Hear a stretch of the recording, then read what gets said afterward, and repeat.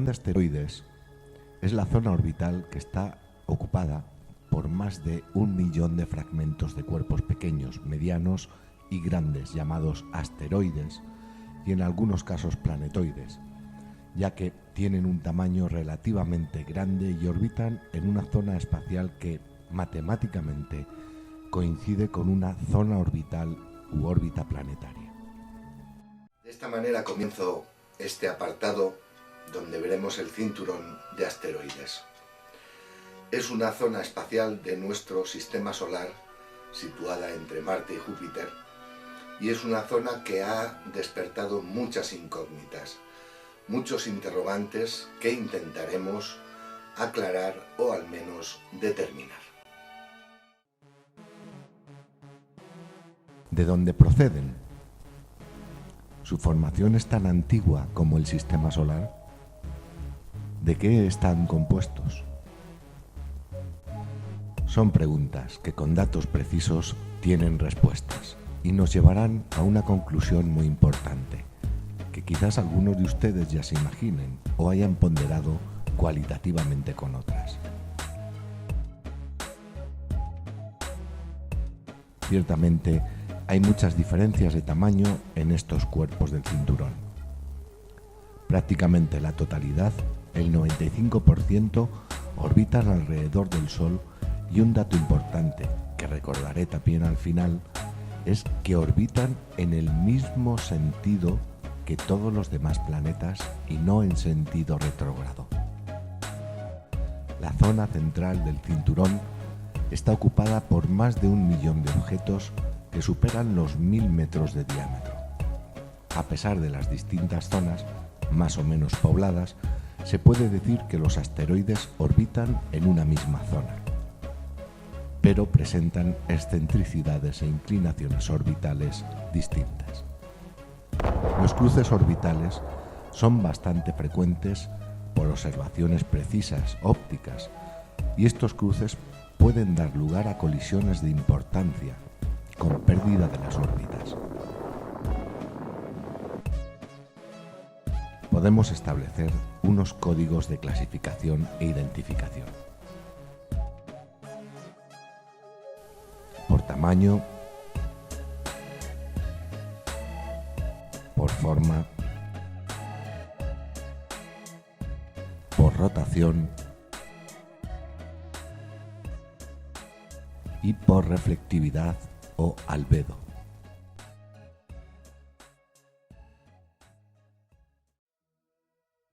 La clasificación por tamaños, habría que decir que el más grande de todos ellos es Ceres, con un diámetro que supera casi los 1000 kilómetros.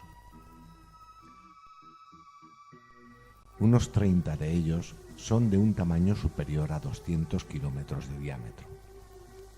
700 superan los 50 kilómetros de diámetro, aumentando el número de ellos a medida que decrece su diámetro, llegando a los que casi superan los 1000 metros de diámetro, que son más de 1 millón. La clasificación por forma sería básicamente esféricos, aunque también hay formas elipsoides, y los hay que no guardan ningún tipo de forma determinada, ningún patrón que pueda encajar en una geometría determinada. Otros pueden ser alargados y bastante irregulares. Con respecto a la rotación que los caracteriza no existe como tal, ya que cada uno tiene un periodo de rotación determinado, variando entre pocas horas y algunos meses.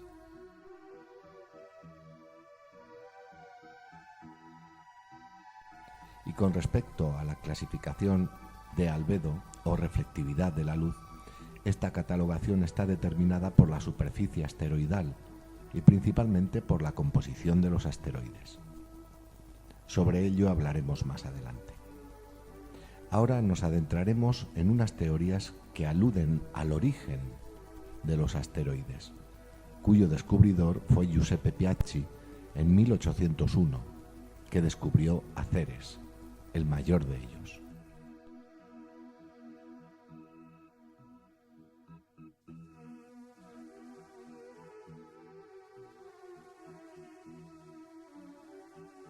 Estas teorías son muy numerosas, pero destaco solo aquellas que contienen unos aspectos innovadores. La primera es de Olbers. Fue un astrónomo alemán, Heinrich Wilhelm Olbers, llamado en los ambientes científicos William Olbers, fue el primero que se aventuró a lanzar abiertamente a la ciencia sus avanzadas teorías.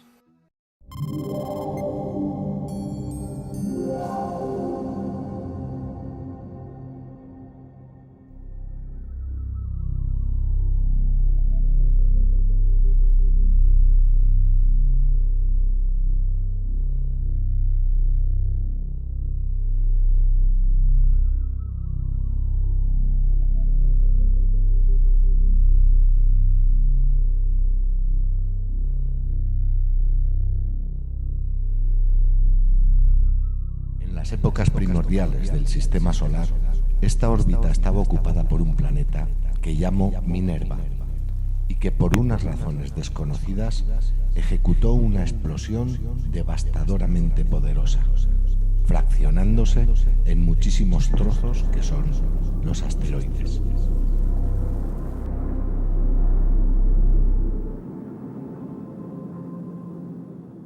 La segunda teoría es la teoría de Safronov. Safronov es un astrofísico soviético. Su nombre es Vladimir S. Safronov y propuso la siguiente teoría en la década de los 50.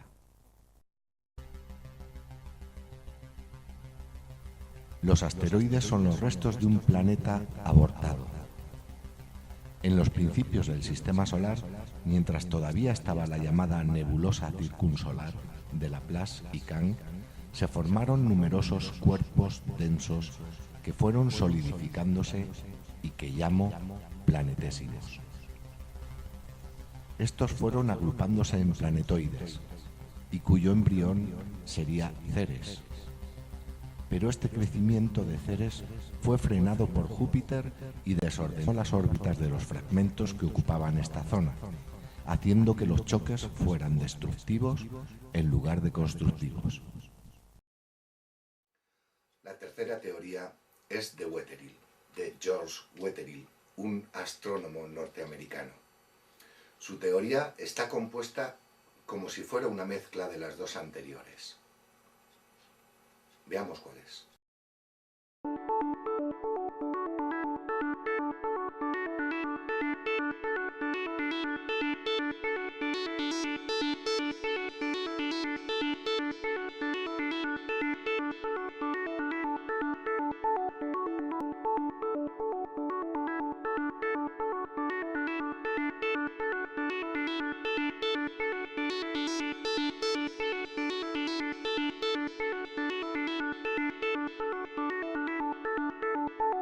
Júpiter bloqueó el crecimiento, pero en una época más tardía de lo que se pensaba Safronov, por lo que seguramente se habrían constituido ya varios cuasiplanetas de tamaños aproximativos a la Luna y Marte.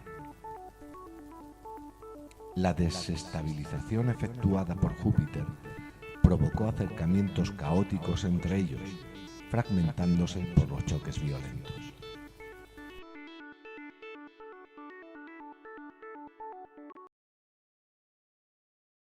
La cuarta teoría es la que yo he definido como TRCMC, que significa Teoría de Reunificación de la Ciencia Material y la Ciencia Espiritual.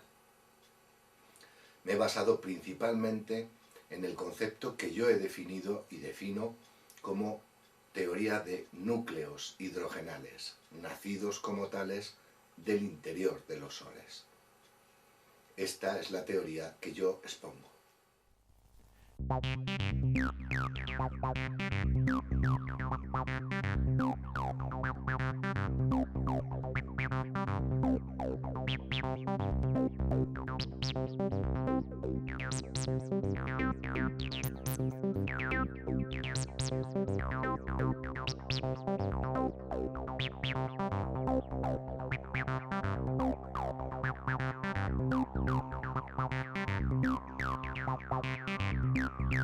En las primeras fases del sistema solar, el desorden era notorio.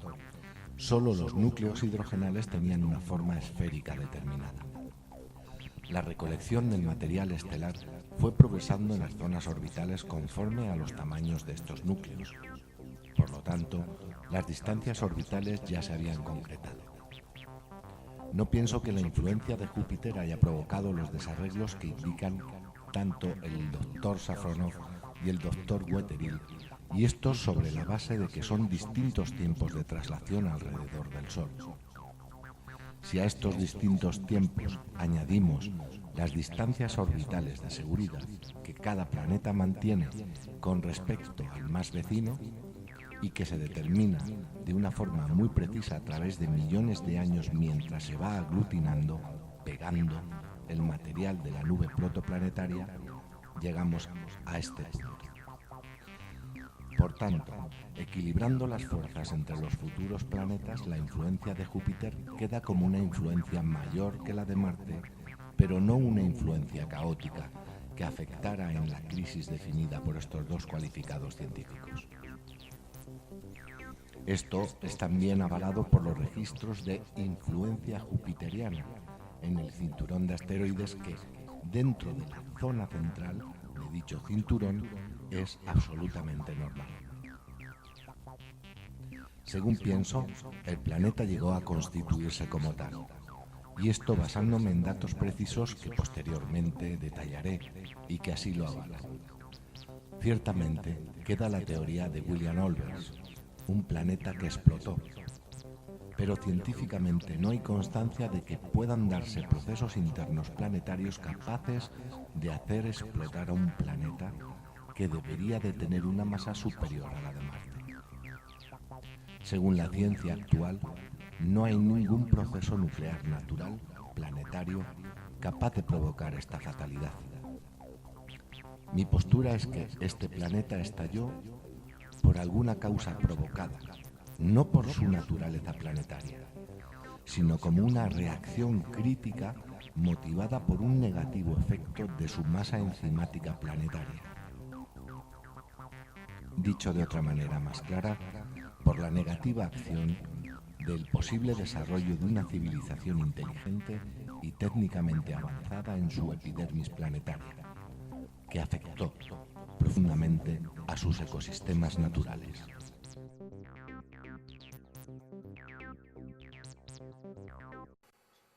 Los datos que presento pretenden confirmar que los asteroides provienen del interior de un planeta plenamente formado.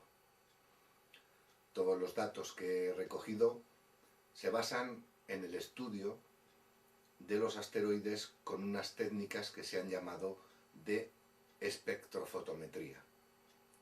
Esta técnica básicamente lo que hace es, a través de la luz que reflejan los asteroides, analizar qué tipo de desplazamiento tienen hacia los diferentes componentes atómicos y de esta manera determinar específicamente qué tipo de asteroide es el que se está analizando. Estos análisis han permitido determinar con exactitud los componentes de estos asteroides. De esta manera conecto con el apartado Catalogación de los asteroides por reflectividad o albedo. Algunos de ellos están compuestos predominantemente por rocas basálticas, otros por compuestos primigenios, en otros predominan los metales y otros son ricos en compuestos de carbono y hielo de agua.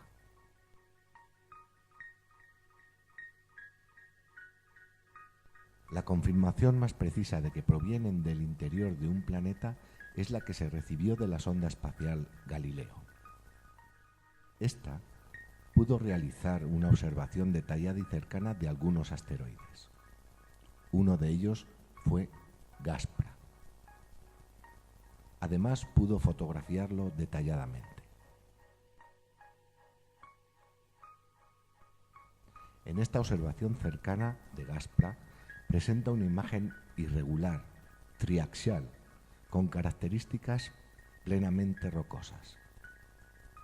Gracias a este acercamiento, los planetólogos pudieron estudiarlo detenidamente tanto en características materiales como en sus periodos orbitales y de rotación. De estos estudios determinaron la vida media de Gaspra.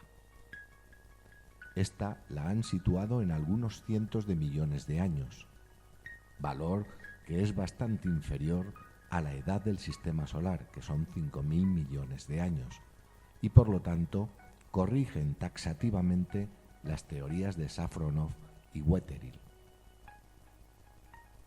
A esta datación hay que añadir que estudios precisos basados en la técnica espectrofotométrica, realizados desde observatorios terrestres, han confirmado que las rocas de la superficie de Gaspra son ricas en hierro y otros metales.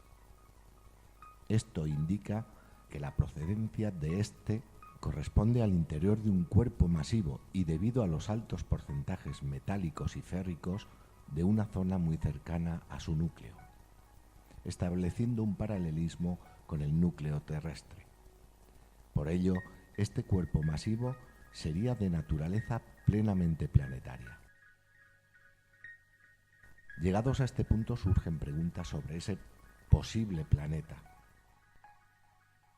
¿Qué características geológicas tendría?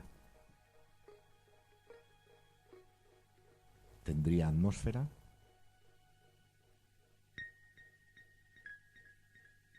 ¿Qué tipo de superficie podría presentar? ¿Acuosa, helada, árida, rocosa? Mas la pregunta más interesante es, si pudiéramos reconstruir el puzzle de Minerva, nombre que usó William Olbers, con los trozos esparcidos en el cinturón de asteroides, ¿qué volumen tendría?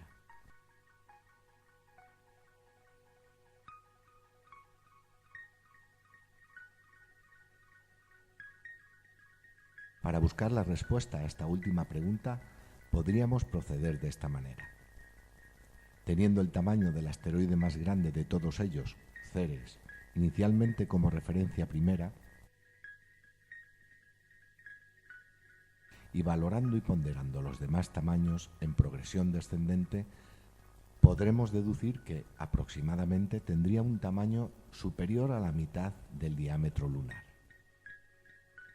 Con esta verificación, ciertamente la hipótesis del planeta estallado no se sostiene por sí misma, ya que en esa zona orbital, tanto por cálculos matemáticos como por la influencia gravitatoria de Marte y el gigante Júpiter, el tamaño del planeta estallado correspondería a un tamaño mayor que Marte y menor que Júpiter. Para llegar a una solución lógica, científica y, por supuesto, satisfactoria dentro de los datos conocidos, deberemos tener una visión más volumétrica, más real del estallido que pudo ocurrir.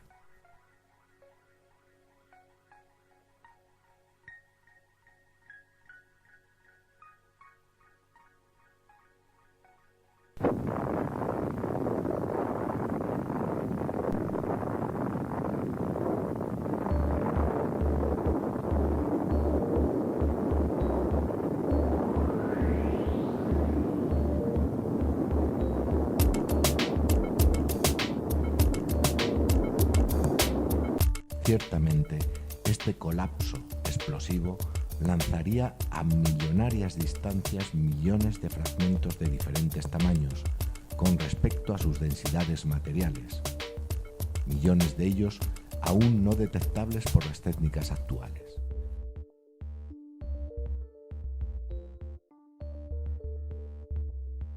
En base a este crítico suceso, se entienden muchas de las pruebas fotográficas obtenidas por las distintas misiones espaciales, incluidas las misiones lunares, que demuestran un claro contraste de naturaleza entre los gigantes exteriores y algunos de sus satélites o lunas.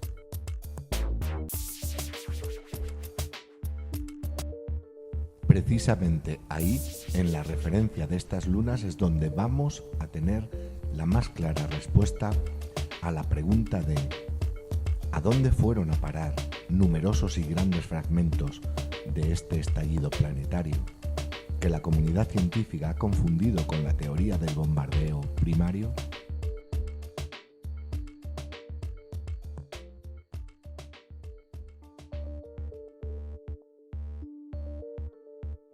tenemos, siguiendo un camino del más cercano de los planetas gigantes al más lejano, que algunos satélites de ellos contravienen no solo la mecánica celeste orbital de los cuerpos en el espacio, que sin ninguna duda sería un tema importantísimo para abordar por su trascendencia incluso para el origen del hombre, sino también, y esto es lo que nos ocupa ahora, el origen de su naturaleza propia, que está en algunos casos en claro contraste con la naturaleza de los planetas que orbitan.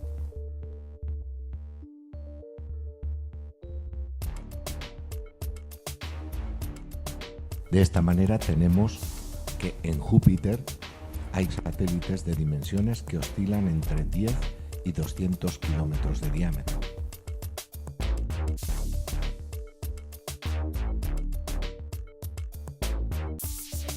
En Saturno tenemos a Hiperión, Jano, Epimeteo, Rea, Dione, Helene, Calipso, Telesco y Tetis, con sus correspondientes volúmenes. En Urano tenemos lunas definidas numéricamente por el año que fueron descubiertas.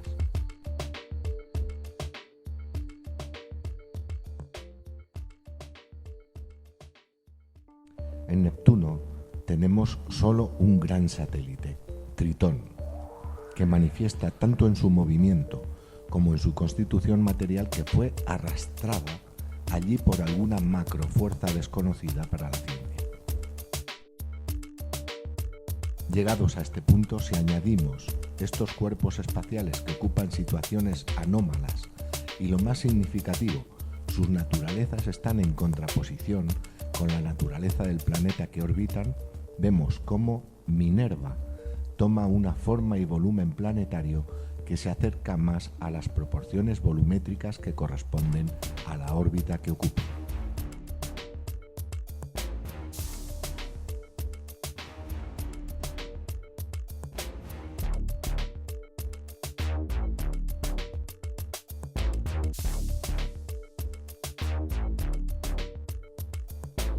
Los componentes químicos y minerales darían a los expertos planetólogos la orientación necesaria para reconstruir, digamos así, la naturaleza mineral y estructural de Minerva.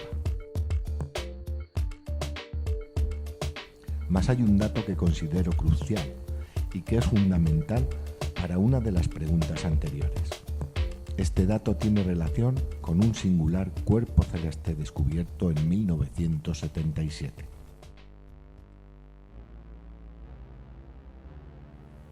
La polémica científica que más se activó en esa década fue el descubrimiento de Quirón. Sigamos la cronología de todo el proceso del descubrimiento.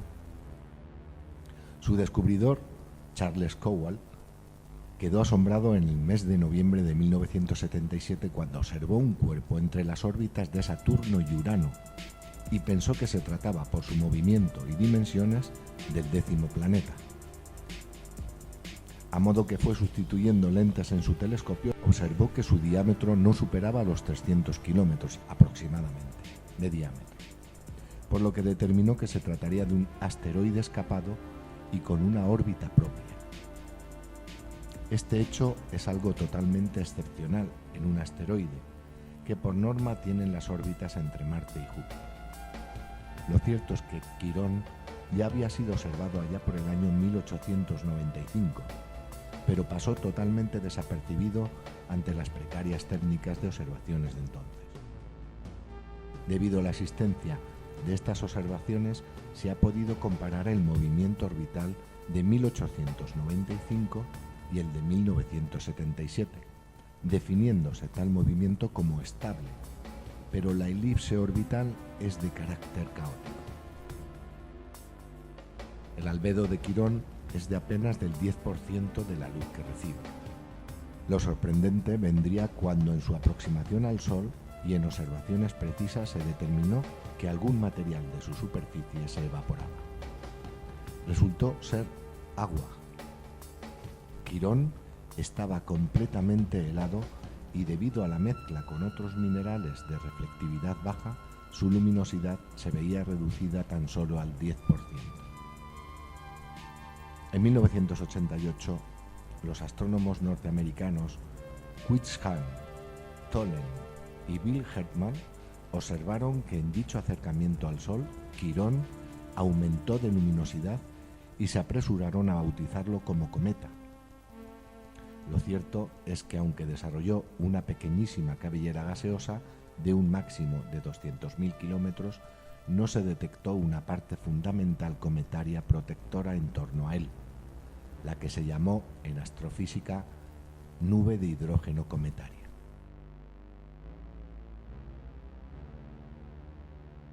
Además, la órbita definida como caótica permanece estable y con muchísima diferencia de acercamiento al astro solar, opuestamente a como en realidad ocurre en un acercamiento cometario, ya que esta órbita permanece siempre entre Saturno y Urano.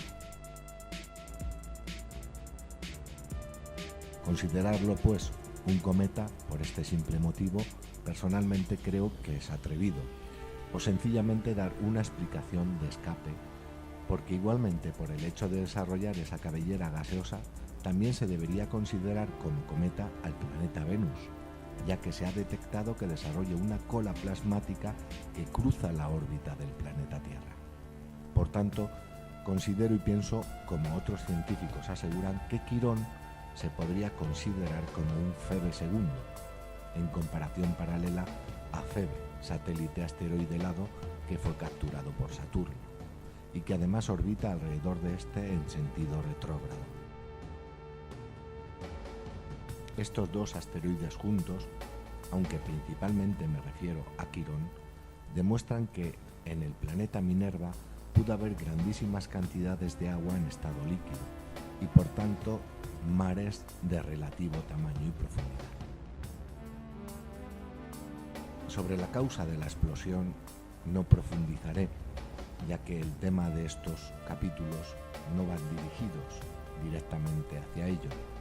No obstante, dejo una puerta abierta para todos aquellos que deseen consultar algún dato más sobre ello o aportar datos también al respecto. De todas formas, y ante este capítulo del cinturón de asteroides, les dejo con unas preguntas que son obvias. Si los asteroides provienen de la hipótesis del bombardeo primario, ¿por qué se pararon tan bruscamente en el denominado cinturón asteroidal?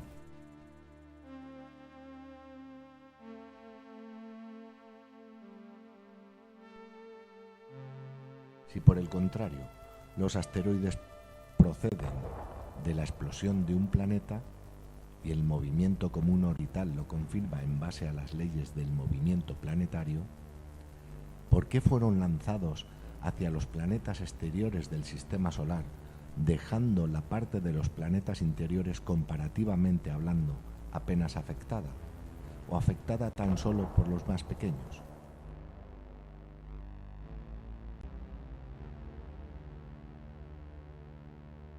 ¿Por qué en determinados y estudiados asteroides existen cráteres que sobrepasan el llamado impacto destructivo, o lo que es igual impacto de destrucción segura?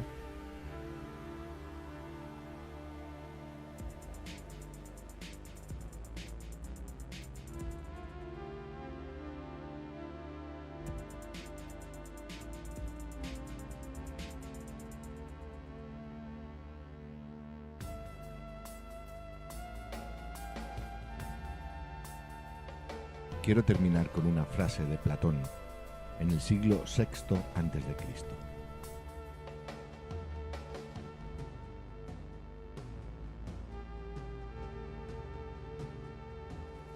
Tenéis una gran responsabilidad. Educad a los niños y no será preciso castigar a los hombres.